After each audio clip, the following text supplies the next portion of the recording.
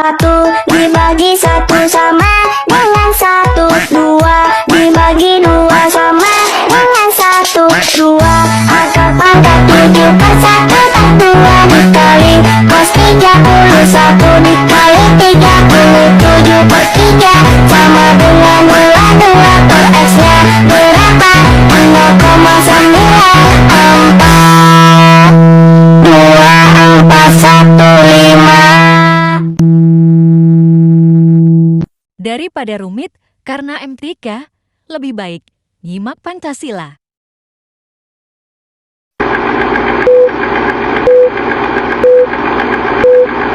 Assalamualaikum warahmatullahi wabarakatuh. Perkenalkan, nama saya Maulidah Syarifah Salwa dari jurusan Pengembangan Masyarakat Islam Fakultas Dakwah, kuliah di Universitas Sultan Maulana Hasanuddin Banten. Di sini saya akan membahas tentang Pancasila sebagai pandangan hidup.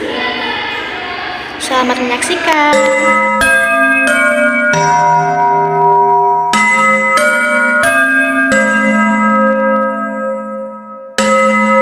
Kita semua pastilah memiliki cita-cita yang ingin diwujudkan. Bagi sebuah organisasi seperti sekolah, cita-cita tersebut disebut visi dan misi.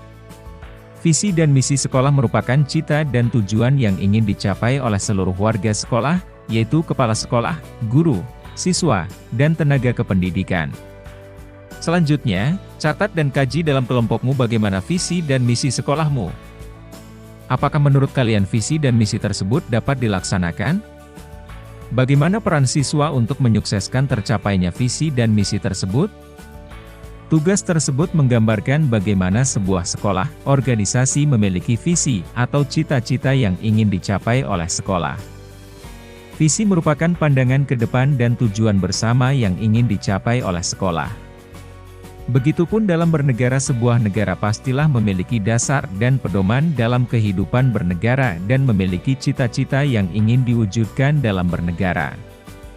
Negara dapat diibaratkan seperti sebuah bangunan, tempat bernaung para penghuninya, yaitu rakyat. Agar bangunan itu kuat dan kukuh, tentunya bangunan harus mempunyai dasar bangunan yang kuat dan kukuh pula.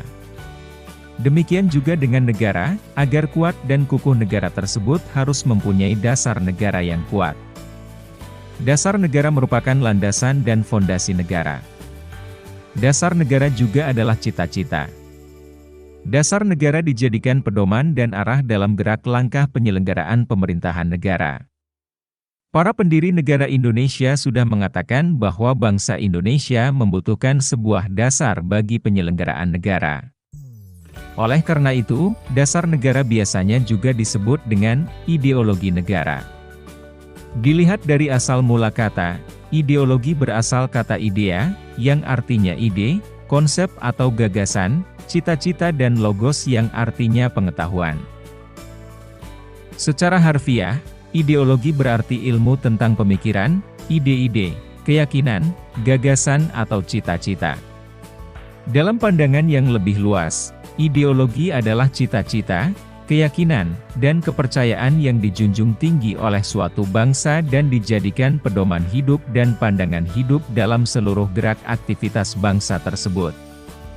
Dengan dimilikinya suatu pandangan hidup yang jelas, kuat, dan kukuh, suatu bangsa akan memiliki pedoman dan pegangan dalam memecahkan persoalan di berbagai bidang kehidupan yang timbul dalam aktivitas masyarakat. Dalam pandangan hidup, terkandung kehidupan yang dicita-citakan yang hendak diraih dan dicapai sesuai dengan pikiran yang terdalam mengenai wujud kehidupan dalam berbangsa dan bernegara. Artinya, suatu bangsa tidak dapat langsung meniru pandangan hidup bangsa lainnya. Pancasila sebagai pandangan hidup sering juga disebut way of life, pegangan hidup, pedoman hidup, pandangan dunia, atau petunjuk hidup. Walaupun ada banyak istilah mengenai pengertian pandangan hidup, tetapi pada dasarnya semua memiliki makna yang sama. Lebih lanjut, Pancasila sebagai pandangan hidup bangsa dipergunakan sebagai petunjuk dalam kehidupan sehari-hari masyarakat Indonesia. Sikap maupun perilaku masyarakat Indonesia haruslah selalu dijiwai oleh nilai-nilai luhur Pancasila. Setiap bangsa di dunia yang ingin berdiri kukuh dan mengetahui dengan jelas ke arah mana tujuan yang ingin dicapainya sangat memerlukan pandangan hidup. Tanpa memiliki pandangan hidup, suatu bangsa akan merasa terombang-ambing dalam menghadapi persoalan yang timbul, baik persoalan masyarakatnya sendiri maupun persoalan dunia. Pandangan hidup merupakan suatu prinsip atau asas yang mendasari segala jawaban terhadap pertanyaan dasar, untuk apa seseorang itu hidup. Berdasarkan pengertian tersebut, dalam pandangan hidup bangsa terkandung konsepsi dasar mengenai kehidupan yang dicita-citakan, terkandung pula dasar pikiran terdalam dan gagasan mengenai wujud kehidupan yang dianggap baik. Pandangan hidup bagi suatu bangsa merupakan hal yang sangat penting dalam menjaga kelangsungan dan kelestarian bangsa. Hal ini disadari oleh pendiri negara seperti dapat kita buktikan dari pidato Muhammad Yamin dalam Sidang Bukti pertama. Dalam Sidang Bukti, Muhammad Yamin pada tanggal 29 Mei 1945 menyatakan, rakyat Indonesia mesti mendapat dasar negara yang berasal dari peradaban kebangsaan Indonesia, orang Timur pulang-pulang kebudayaan Timur. Kita tidak berniat lalu akan meniru sesuatu susunan tata negara negeri luaran. Kita bangsa Indonesia masuk jang beradab dan kebudayaan kita beribu-ribu tahun umurnya. Para pendiri negara dengan dilandasi pemikiran dan semangat kebangsaan yang tinggi telah sepakat bahwa dasar negara Indonesia adalah Pancasila. Mengapa harus Pancasila? Mengapa tidak meniru ideologi bangsa lain? Para pendiri negara mempunyai pemikiran bahwa pandangan hidup bangsa harus sesuai dengan ciri khas bangsa Indonesia dan diambil dari kepribadian bangsa yang tertinggi. Pancasila dianggap oleh pendiri bangsa Indonesia memiliki nilai-nilai kehidupan yang paling baik.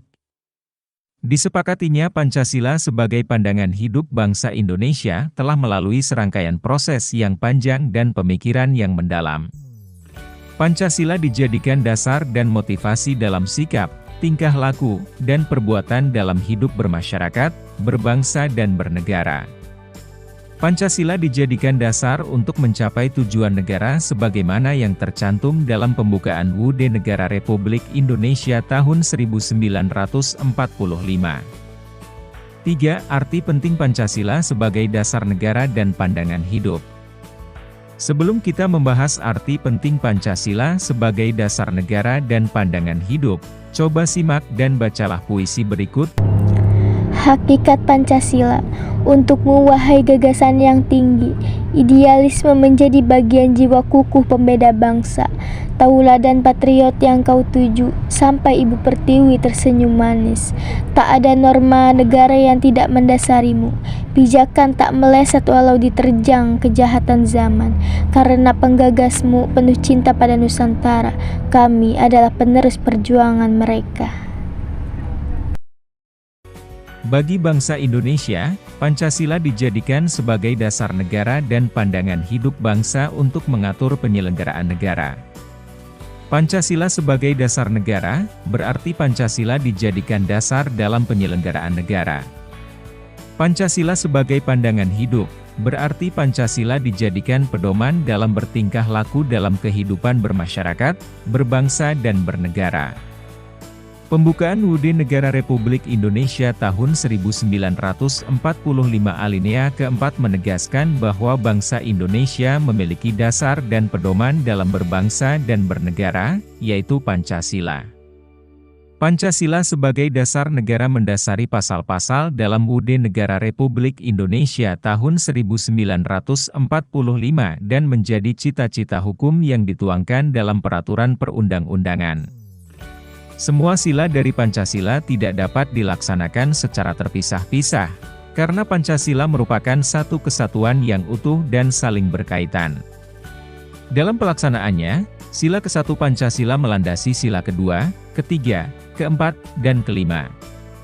Sila kedua dilandasi sila pertama melandasi sila ketiga, keempat, dan kelima. Sila ketiga dilandasi sila pertama dan kedua serta melandasi sila keempat dan kelima, dan seterusnya. Sila ketuhanan yang Maha Esa merupakan sila pertama dan utama yang menerangi keempat sila lainnya. Paham ketuhanan itu diwujudkan dalam paham kemanusiaan yang adil dan beradab. Dorongan keimanan dan ketakwaan terhadap Tuhan Yang Maha Esa menurut Jimli Asidiki dalam bukunya berjudul 4 Pilar Kehidupan Berbangsa dan Bernegara, menentukan kualitas dan derajat kemanusiaan seseorang di antara sesama manusia sehingga peri kehidupan bermasyarakat dan bernegara dapat tumbuh sehat dalam struktur kehidupan yang adil. Dengan demikian, kualitas peradaban bangsa dapat berkembang secara terhormat di antara bangsa-bangsa. Semangat ketuhanan Yang Maha Esa itu hendaklah pula meyakinkan segenap bangsa Indonesia untuk bersatu padu di bawah nilai ketuhanan Yang Maha Esa. Perbedaan-perbedaan di antara sesama warga negara Indonesia tidak perlu diseragamkan, melainkan dihayati sebagai kekayaan bersama yang wajib disyukuri dan dipersatukan dalam wadah negara Indonesia yang berdasarkan Pancasila. Oleh karena itu, dalam kerangka kewarganegaraan, tidak perlu dipersoalkan mengenai asal-usul, etnisitas, anutan agama, warna kulit, dan bahkan status sosial seseorang. Semua orang memiliki kedudukan yang sama sebagai warga negara. Setiap warga negara adalah rakyat, dan rakyat itulah yang berdaulat dalam negara Indonesia, di mana kedaulatannya diwujudkan melalui mekanisme atau dasar bagi seluruh rakyat Indonesia. Sesuai dengan pengertian sila ketuhanan Yang Maha Esa, setiap manusia Indonesia sebagai rakyat dan warga negara Indonesia diakui sebagai insan beragama berdasarkan ketuhanan Yang Maha Esa. Paham ketuhanan Yang Maha Esa merupakan pandangan dasar dan bersifat primer yang menjiwai keseluruhan sila-sila dalam Pancasila. Keyakinan akan prinsip ketuhanan Yang Maha Esa diwujudkan dalam sila kedua Pancasila dalam bentuk kemanusiaan yang menjamin peri kehidupan yang adil, dan dengan keadilan itu kualitas peradaban bangsa dapat terus meningkat dengan sebaik-baiknya. Karena itu, prinsip keimanan dan ketakwaan terhadap Tuhan Yang Maha Esa menjadi prasyarat utama untuk terciptanya keadilan, dan peri kehidupan yang berkeadilan itu menjadi prasyarat bagi pertumbuhan dan perkembangan peradaban bangsa Indonesia di masa depan. Dalam kehidupan bernegara, prinsip ketuhanan Yang Maha Esa diwujudkan dalam paham kedaulatan rakyat dan sekaligus dalam paham kedaulatan hukum yang saling berjalin satu sama lain. Sebagai konsekuensi prinsip ketuhanan Yang Maha Esa, tidak boleh ada materi konstitusi dan peraturan perundang-undangan yang bertentangan dengan nilai ketuhanan Yang Maha Esa, dan bahkan hukum dan konstitusi merupakan perwujudan nilai-nilai luhur ajaran agama yang diyakini oleh warga negara. Semua ini dimaksudkan agar negara Indonesia dapat mewujudkan keadilan sosial bagi seluruh rakyat. Menurut Profesor Dr. Hans Nawiaski seperti dikutip Astim Rianto, 2006, dalam suatu negara yang merupakan kesatuan tatanan hukum, terdapat suatu kaidah tertinggi, yang kedudukannya lebih tinggi dari Undang-Undang Dasar. Berdasarkan kaidah yang tertinggi inilah, Undang-Undang Dasar dibentuk. Kaidah tertinggi dalam kesatuan tatanan hukum dalam negara itu yang disebut dengan Staatsfundamentarnorm, yang untuk bangsa Indonesia berupa Pancasila. Dengan demikian, Pancasila sebagai dasar negara dibentuk setelah menyerap berbagai pandangan yang berkembang secara demokratis dari para anggota BUPKI dan PPKI sebagai pendiri negara Indonesia merdeka. Apabila dasar negara Pancasila dihubungkan dengan cita-cita negara dan tujuan negara, Pancasila sebagai ideologi negara. Sejak disahkan secara konstitusional pada tanggal 18 Agustus 1945, Pancasila dapat dikatakan sebagai dasar negara, pandangan hidup, ideologi negara dan ligatur, pemersatu, dalam peri kehidupan kebangsaan dan kenegaraan Indonesia. Dengan kedudukan Pancasila sebagai dasar negara dan pandangan hidup, maka Pancasila wajib dilaksanakan oleh seluruh rakyat Indonesia. Pancasila haruslah dilaksanakan secara utuh dan konsekuen. Sebagai norma hukum, Pancasila juga mempunyai sifat imperatif atau memaksa. Artinya, mengikat dan memaksa setiap warga negara untuk tunduk kepada Pancasila.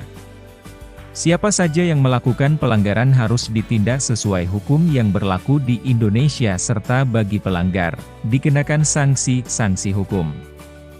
Pancasila sebagai dasar negara memiliki peranan yang sangat penting dalam mengatur kehidupan berbangsa dan bernegara.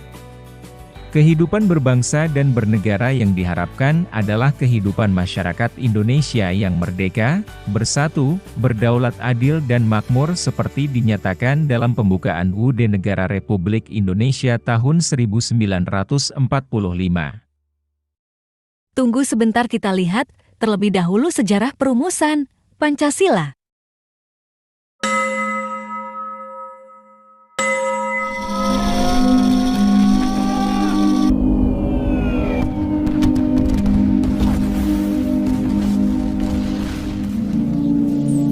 Bangsa Indonesia mengalami sejarah yang panjang dalam melawan penjajah. Kita pernah mengalami penderitaan ketika dijajah oleh Belanda. Sejarah juga mencatat kekalahan Belanda oleh Jepang dalam Perang Asia Timur Raya atau yang disebut dengan Perang Pasifik, menyebabkan bangsa Indonesia dijajah oleh Jepang. Perang Pasifik ini dimulai sejak tahun 1937 sampai dengan 1945. Ibarat pepatah, lepas dari mulut harimau masuk ke mulut buaya. Tepat kiranya untuk menggambarkan bagaimana kondisi penderitaan bangsa kita saat itu. Penderitaan akibat kebijakan tentara Jepang terhadap bangsa Indonesia yaitu sebagai berikut. Pelaksanaan kerja paksa. Hal ini menyebabkan banyak laki-laki di Indonesia dikirim hingga ke Myanmar untuk melakukan pekerjaan pembangunan dan pekerjaan berat lainnya dalam kondisi yang buruk.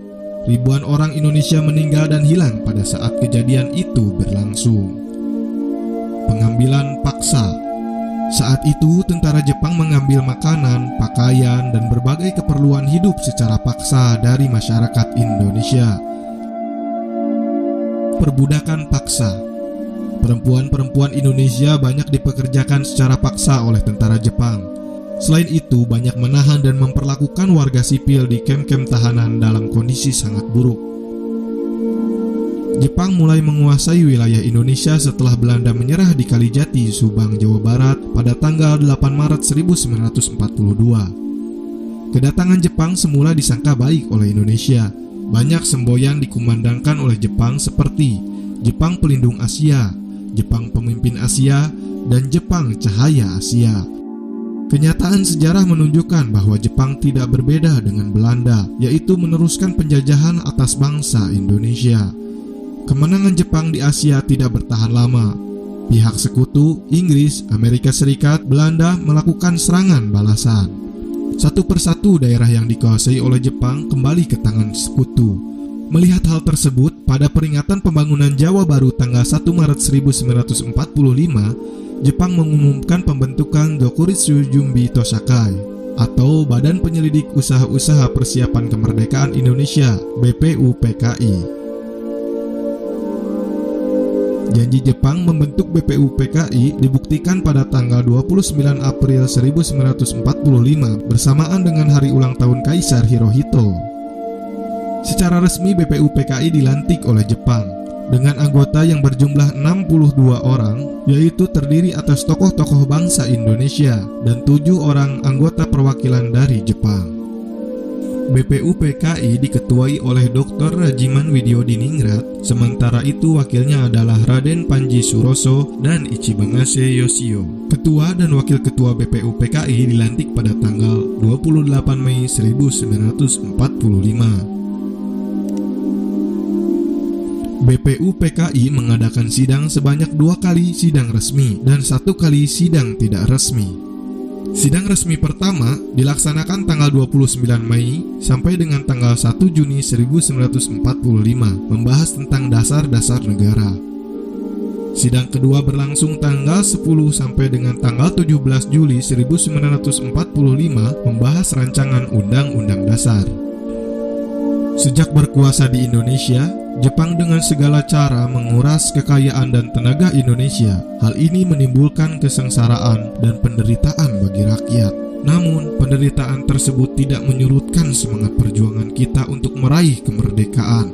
Berbagai upaya dilakukan bangsa Indonesia dengan menyusun barisan dan bersatu padu mewujudkan kemerdekaan yang dicita-citakan.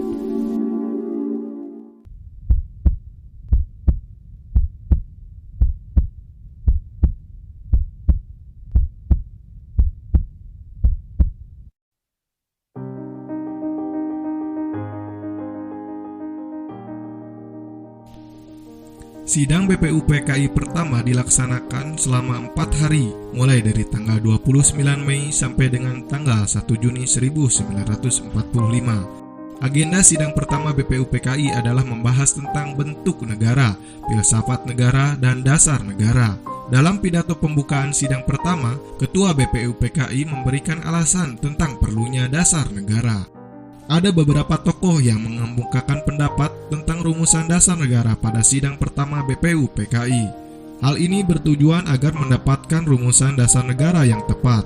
Adapun tokoh-tokoh yang mengemukakan pendapat tersebut yaitu Muhammad Yamin, Supomo, dan Insinyur Soekarno.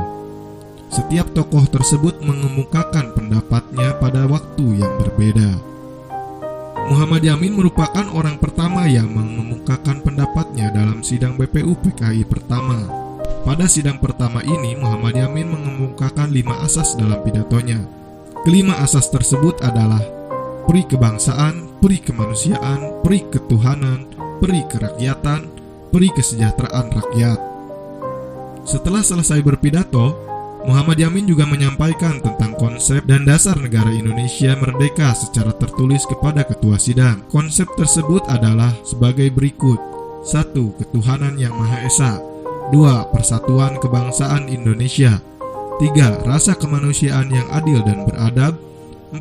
Kerakyatan yang dipimpin oleh hikmah kebijaksanaan dalam permusyawaratan perwakilan. 5. Keadilan sosial bagi seluruh rakyat Indonesia.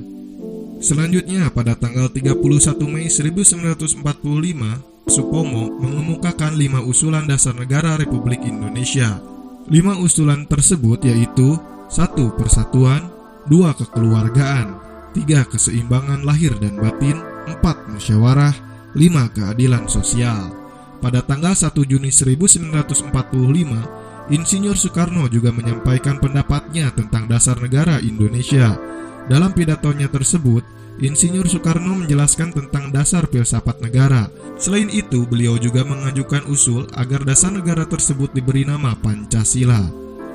Usulan yang diajukan Insinyur Soekarno diterima oleh peserta sidang BPUPKI. Oleh karena itu, setiap tanggal 1 Juni diperingati sebagai hari lahirnya Pancasila. Berikut adalah rumusan dasar negara yang diusulkan oleh Insinyur Soekarno. 1. Kebangsaan Indonesia. 2. Internasionalisme atau peri kemanusiaan. 3. Mufakat atau demokrasi. 4. Kesejahteraan sosial. 5. Ketuhanan yang Maha Esa. Pada tanggal 1 Juni 1945, dalam sidang pertama BPUPKI juga terdapat beberapa tokoh lain yang berpidato. Setelah itu, BPUPKI mengalami masa reses persidangan, periode jeda atau istirahat selama 1 bulan lebih. Masa persidangan BPUPKI yang pertama ini dikenang sebagai detik-detik lahirnya Pancasila. Pertemuan tidak resmi BPUPKI. Pada sidang BPUPKI yang pertama, belum ditentukan kesepakatan tentang dasar negara Republik Indonesia. Oleh karena itu, dibentuklah Panitia 8 yang bertugas menampung berbagai usulan dasar negara dan memeriksanya. Panitia 8 lalu melaporkan hasil kerjanya dalam sidang pleno BPUPKI. Selanjutnya, Panitia 8 mengadakan sidang atau pertemuan tidak resmi dengan anggota BPUPKI yang tinggal di Jakarta. Dalam sidang ini dibentuklah Panitia 9. Panitia tersebut dinamakan Panitia 9 karena anggotanya terdiri atas 9 orang. Panitia 9 bertugas membahas dan menelaah berbagai usulan yang telah ditampung oleh Panitia 8. Panitia 9 disebut juga Panitia Kecil. Adapun susunan keanggotaan Panitia 9 adalah sebagai berikut. Pembentukan Panitia 9 bertujuan untuk menjembatani perbedaan antara golongan nasionalis dan golongan Islam tentang rumusan dasar negara bagi Indonesia merdeka. Setelah melaksanakan perundingan dengan 4 orang wakil golongan kebangsaan dan 5 orang wakil golongan keagamaan, pada tanggal 22 Juni 1945, Panitia 9 mencapai kesepakatan luhur. Selain itu, Panitia 9 juga menyusun naskah yang akan digunakan sebagai teks proklamasi. Namun, naskah tersebut menjadi rancangan pembukaan hukum dasar Undang-Undang Dasar Negara yang dikenal dengan nama Piagam Jakarta atau Piagam Center. Istilah Piagam Jakarta tersebut dikemukakan oleh Muhammad Yamin. Insinyur Soekarno menyebutnya dengan Muqaddimah, sedangkan Sukiman Wirjo Sanjoyo menyebutnya Gentleman's Agreement. Sidang BPUPKI kedua. Sidang BPUPKI kedua berlangsung tanggal 10 Juli sampai 17 Juli 1945. Agenda sidang BPUPKI kedua adalah membahas tentang bentuk negara, wilayah negara, kewarganegaraan, rancangan undang-undang dasar, ekonomi dan keuangan, perbelanjaan negara, serta pendidikan dan pengajaran. Pada sidang kedua ini dibentuk beberapa panitia. Salah satunya adalah Panitia Perancang Undang-Undang Dasar yang diketuai oleh Insinyur Soekarno. Panitia Perancang Undang-Undang Dasar mengadakan sidang pada tanggal 13 Juli 1945.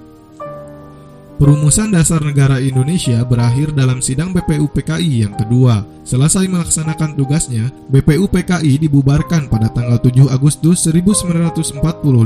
Sebagai gantinya dibentuklah Panitia Persiapan Kemerdekaan Indonesia (PPKI).